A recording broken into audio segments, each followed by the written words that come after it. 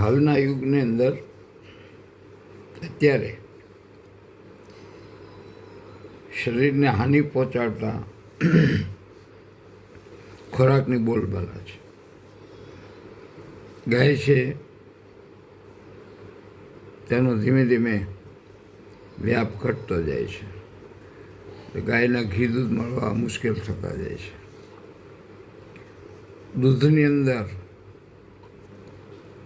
કેમિકલયુક્ત દૂધ સમાજમાં પહોંચાડવું અને આર્થિક સદ્ધર થવાનો ક્રેઝ વધતો જાય છે.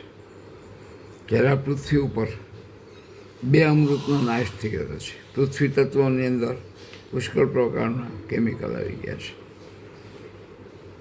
જળમાં, પાણીમાં પુષ્કળ પ્રકારના કેમિકલ અને ક્ષારો આવી ગયા છે.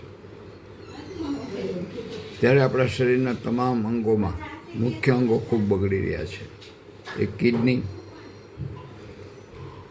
એક પેન્ક્રિયાસ, ડાયાબિટીસ અને હૃદયના રોગો. આ બધાની વચ્ચેથી આપણે બચવું હોય તો ચોખ્ખું ગાયનું ઘી દૂધ મળે તો લેજો, નહીંતર કાળી ચા પીવાની ટેવ પાડજો. કારણ કે દૂધની કોઈ પણ પ્રકારનું કેમિકલ બોડીને એટલું બધું નુકસાન કરી રહ્યું છે કે એની સીમા નથી. એટલે બને ત્યાં સુધી બહારના આહાર વિહારથી બચીએ. હવે આ બધા આહાર વિહારની અંદર કંઈક તો આપણે ઝપટે ચડવાના છીએ.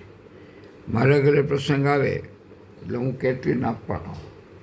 કેટરીન આપી એટલે બહારના તેલ, વાસી ખોરાક, બરાબર, ટમેટો સોસ જેવા કેમિકલવાળા ચટણી, આ તે બધું આવી જશે. તો આ બધાથી બચવા માટે એક પહેલી જરૂરિયાત છે, ઘર આંગણે નાના નાના 11 છોડ વાવો. એક ગળો વાવી દો, એક અળુસી વાવી દો, એક હરડા બેહડા આમળા, થોડીક મોટી જગ્યાએ હોય તો આ 3 વૃક્ષો વાવો. તો કે તે આંખોને અને માથાના રોગોને ખૂબ બચાવશે.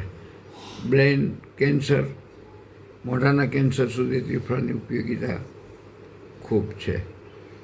એનું પ્રમાણમાં આપણે કેમ વાપરવું હોય તો વૈદ્યોને સલાહ લઈને કરવાનું છે. બીજું, ઘર આંગણે બને ત્યાં સુધી જો જગ્યા મોટી હોય તો સીધો આ સોપાલો વાવો, એક ગરમાળો વાવો. બીજું, અર્જુન સાજળ એને કહે છે, અર્જુન વાવો. જગ્યા મોટી હોય એના માટે છે. નહીંતર પોતાની જમીન હોય તો સીધા પાળા ઉપર એ વૃક્ષોને વાવો કે જે હવે તમારી જરૂરિયાત ઊભી થઈ રહી છે. જ્યારે આ બધાનું વિકૃતિ આવી રહી છે ત્યારે હવે તમને 5 વર્ષની અંદર 2026 એન્ડથી 27, 28, 29, 30 એટલા ભયંકર રોગો આવી રહ્યા હોય એવા સંકેતો મળી રહ્યા છે. કારણ કે મારી પ્રેક્ટિસની અંદર જે અત્યારે દર્દીઓ આવી રહ્યા છે એની ઉપરથી આપણે એક સર્વે કર્યો કે ઝાઝા બધા લોકોને રૂમોટોઇડ આર્થરાઇટિસ, કિડની, ચામડીના રોગો એટલે સોરેસિસ, આંખોના નંબર વધી જવા, અંધાપો આવવો, આ બધાની અંદર હવે આપણે વૃક્ષો બચાવવા જશે.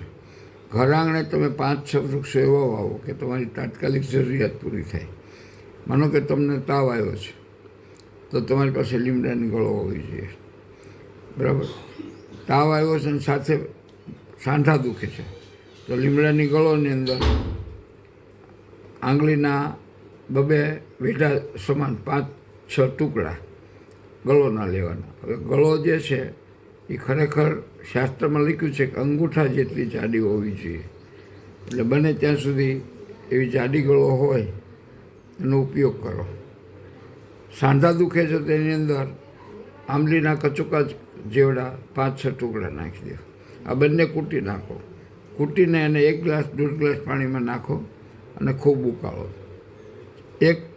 અડધો કપ જેટલું પાણી લે એટલે કપડાથી ગાળી નીચોવી લો. નીચોવી એની અંદર 5 ટીપા એરંડિયું નાખી અને સવારમાં પીવો. એટલે તમારા સાંધાનો દુખાવો, તાવ, જ્યારે સંધિવાત કહે છે આમવાત, એવા દુખાવો બંધ થશે. એવા વખતે તમારે ખટાશનું દૂધ બંધ કરવા જોઈએ. માથાનો દુખાવો થાય છે તો આપણે વારંવાર ટીકડીઓ લઈએ છીએ. તો માથાનો દુખાવો થાય ત્યારે તમારા ઘરની અંદર ધાણા શેકેલું જીરું અને એની અંદર સૂંઠ. માની લો કે ધાણા 50 ગ્રામ છે તો શેકેલું જીરું 25 ગ્રામ લો. એની અંદર સાકર 10 ગ્રામ નાખો. વધારે સ્વીટી કરવું તો વધારે નાખજો.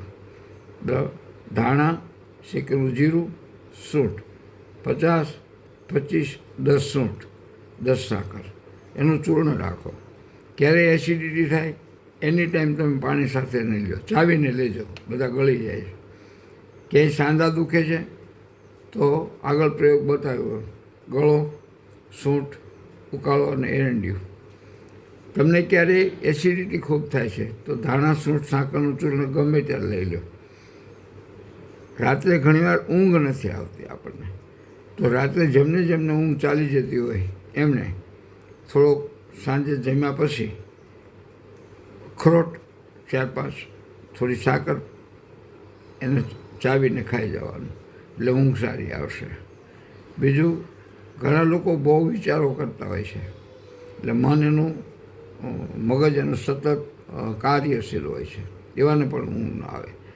એટલે એવા વખતે આપણે તમને એકદમ માઇનોર તમને ગમતું એવું સંગીત ધીમું મૂકી અને તમારાથી થોડું દૂર તમને સંભળાય ધીમું એટલું, બીજાને ડિસ્ટર્બ ન થાય એટલું, કોઈ પણ સ્તુતિ આ તે તમને ફાવતું હોય તે મૂકો અને ત્યાં તમારી લિંક જોડાઈ જશે એટલે ઊંઘ આવી જશે.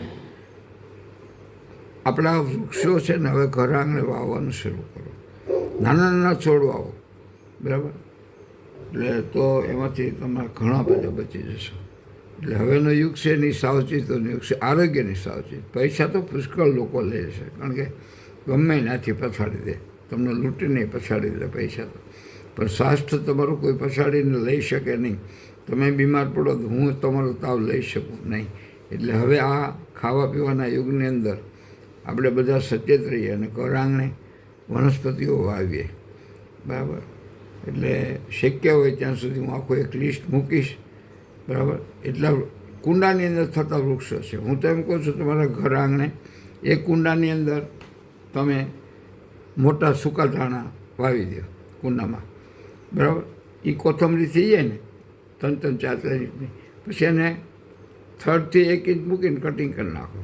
એ લ્યો એમાંથી થોડું, એ ફૂટ્યા જ કરશે, ફૂટ્યા એટલે 12 મહિના તમારે બીજી વાર ધાણા જ નહીં વાવો. ધાણી નહીં લેતા, ધાણીમાં કાંઈ કસ નથી. ધાણી તમે ચેપો ને તમે ધાણા દાળ ન નીકળે.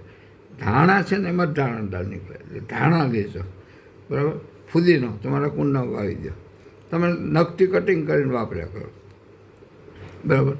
ઘણા લોકો લસણ ખાય છે, કોઈ વાંધો નહીં, ખાઓ, પણ લસણ છે ને બજારનું ઓછું વાપરો, કારણ કે યુરિયા અને DAP અને એગ્રીકલ્ચર દવાઓ, ઘાસ, નિંદામણ નાશક છટાતી હોય છે. એ તમે લસણ સારું છે એમ બધા કહે છે ખરા, પણ એનું જે આપણે એમ કહીએ ને કે એનું ઉછેર કેવી રીતે થશે એની ઉપર એના ગુણનો આધાર છે. એટલે આ બધી વસ્તુઓ થોડું ઘર ઉપર વાવીએ. જય સ્વામિનારાયણ. જયંતિભાઈ વૈદ.